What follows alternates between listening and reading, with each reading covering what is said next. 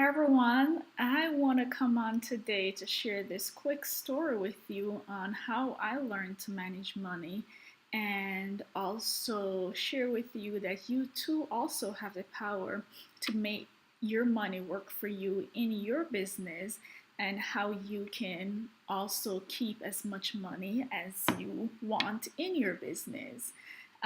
So people may think that you learn about money and so forth because I'm an accountant and everyone believes that accounting is all about numbers when it's really not. It's more about rules, procedures, measurements, and with a tiny bit of math in it, addition, subtractions, divide. That's as much math that you get to do in accounting.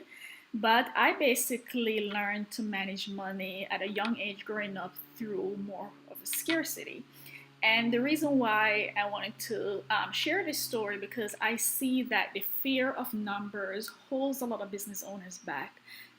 They think that their financial situations in their business or what's going on with money going in and out and all these things that they have to figure out have more to do with numbers. And a lot of people are scared of numbers, but I'm here to say it has more to do with money, keeping as much money as you want to keep, than it has to do with numbers.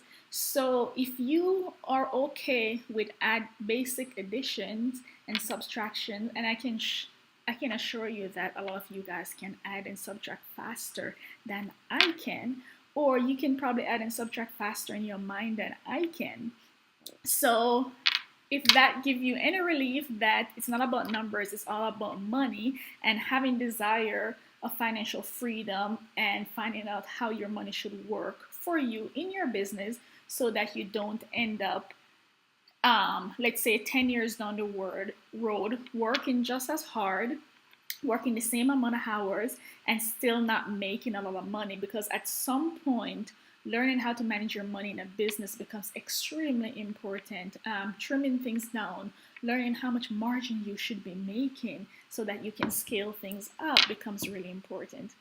So my story came from I'm from Jamaica, and growing up, my mom lived in the city. She works in the city, and she comes home on the weekend to, and she comes home on the weekend and basically would give me my lunch money and my bus fare for the entire week. So I had to learn how to allocate all that cash between the 5 days of the week in order to go to school. So if you don't know that, in Jamaica, transportation to go to school is not free. So you have to pay a similar amount of bus fare as an adult person going to work, and you also have to pay for lunch at school and everything else in between. So you're giving that money if you don't bring your own lunch to school. So one day I got my money for the week and I used it to buy a doll. I don't remember what day of the week it was, but I used it to buy a doll from a street vendor that came to our school selling doll at the end of school on the street. So I wasn't able to go to school for the rest of the week, and that bothered me because I like school growing up. Everyone knew it that I was a school. I like school a lot. So from that point, I felt like I was always in the mode of, okay, when are we going to get more money? When are we going to make more money? And from that year, I've always had some kind of gig or business or whatever we called it back then. And the first one during that year was selling those tiny bags of like KFC ketchup package that you get when you go and buy your KFC and you pop the thing and get your ketchup. Someone in our community had those, and we purchased it from her. Don't know where she got it from, and went to school and sell it. So what I found was I was letting people come to me and telling me how much they had to. The kids come to me and tell me how much how much money they had to pay for it. So I was just like giving away these packs of ketchup and collecting money, and I thought I was making a lot of money.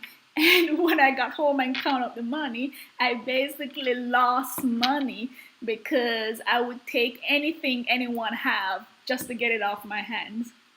And I was showing my aunt, and then she started laughing at me. And of course, we're able to get a next bag of ketchup, but this time I ended up counting out every single pack and establish my price so that I could figure out how much money I needed to make. And my aunt helped me with this. And from that point, I found out that managing money and learning how much money you're going to keep ahead of time becomes important. Now, when you're first starting business, then you may just take on clients just because, or you may sell your product at a certain price just because you want to build confidence or you want to see how things goes, and that can be okay to a certain amount of months.